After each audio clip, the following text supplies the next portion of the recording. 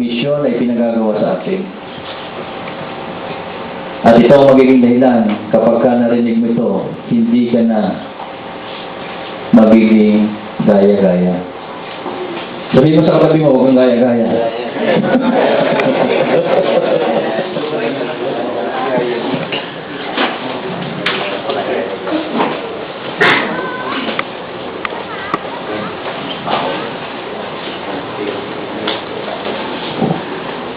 Ipapaintindi sa ito ng Panginoong Diyos yung tinig at presensya niya. Kaya ang Pilipinas hindi pa nagpa-function, hindi pa nare-revive ng gusto. Kasi ang lahat, kung sa kotse, lahat gulong. Walang makina. Pare-pareho. Gaya-gaya lahat eh. Walang kanya-kanyang pagka kumakanta, lahat gusto kumanta. Maski na,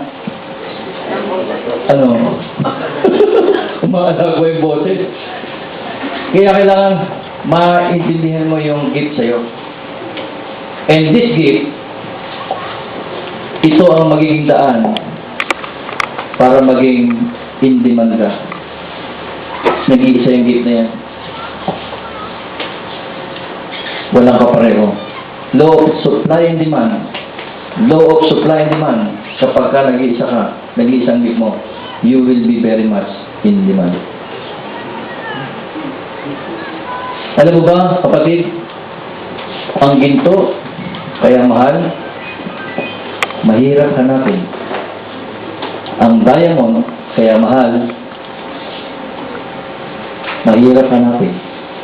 Ang langis, kaya pinag-aawayan, nagkakaroon ng gera, mahirap hanapin.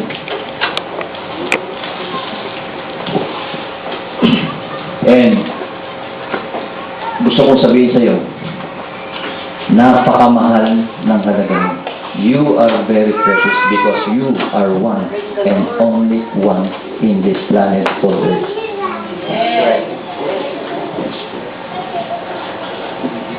You are special treasure.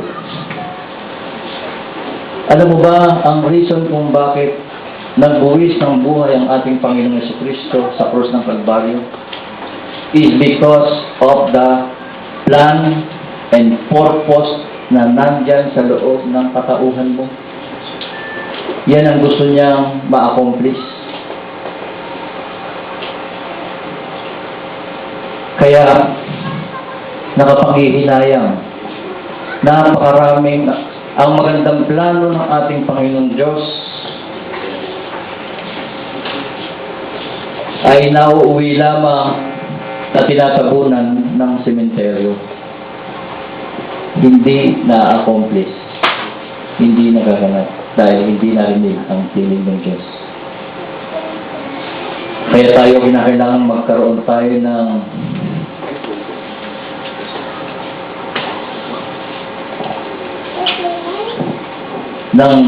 commitment sa ating sarili na huwag nating dadalhin yung plano ng Panginoong Diyos sa sementeryo. Kinakailangan ito mai-accomplish sa buhay na ito. Paano natin gagawin yun? Kinakailangan nating pagsumikapan, marinig ng maliwanag ang tinig ng ating buhay na Diyos. Maging malinaw sa atin kung ano yung talagang ipinagagawa niya. At alam mo ba, kapatid, ang reason kung bakit hindi pinagpapala ang isang tao is because hindi niya narinig ang tinig ng Diyos. Kung ano yung plano niya.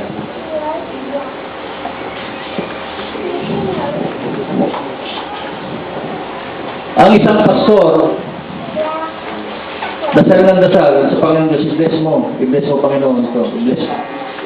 Hindi naman yan ang black ng Diyos sa'yo dahil hindi mo pinakinggan na kanyang tinig.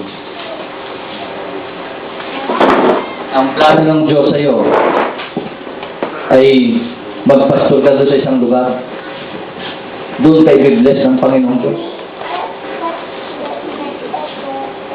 Si Jonah,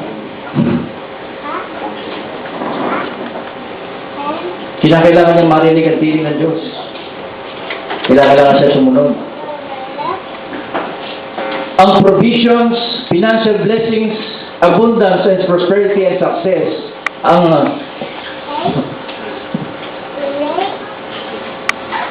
pagkilos sa Panginoon Diyos magaganap lamang sa iyo kapag ginaganap mo ang kanyang plano sa buhay mo. That's right.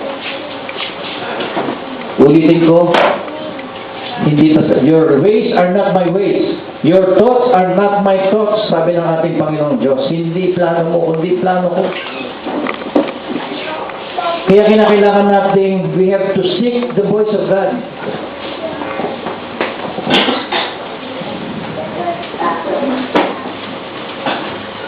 Hindi pa pwedeng gumawa ka ng sarili mong plano at patawag sasabihin mo sa Diyos, i-bless mo ito, Panginoon.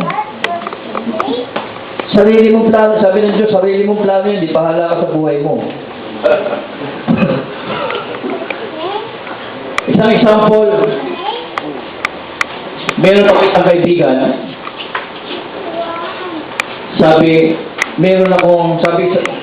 pinakiusapan ko yung kaibigan ko, pakidala mo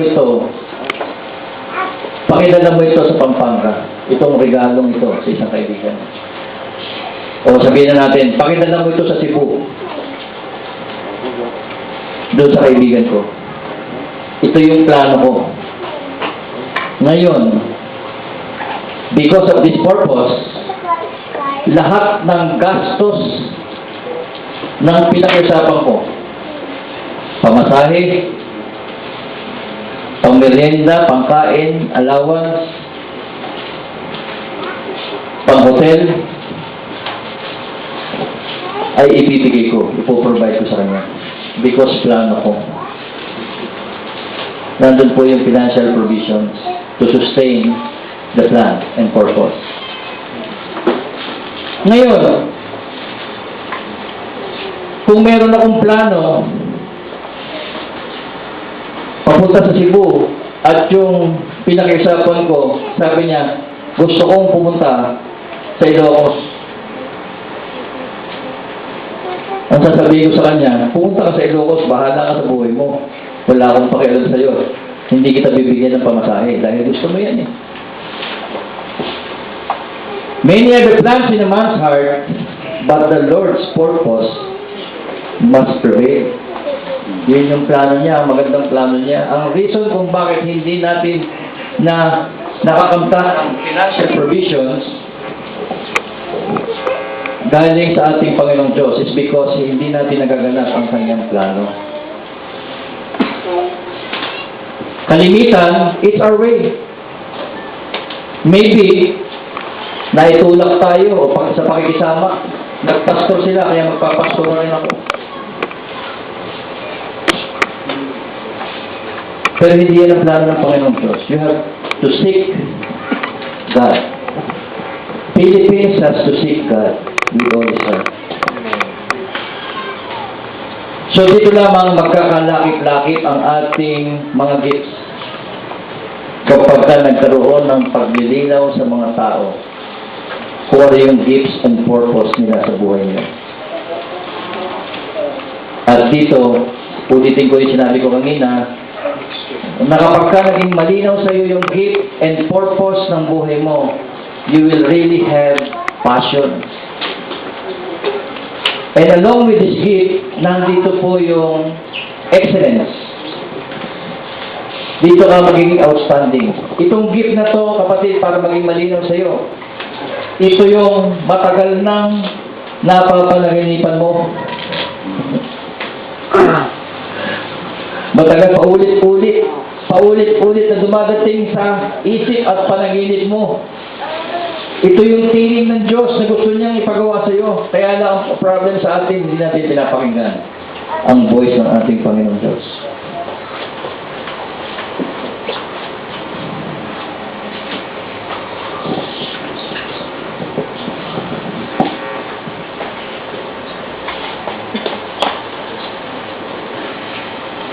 Ito pong gift na to, ito yung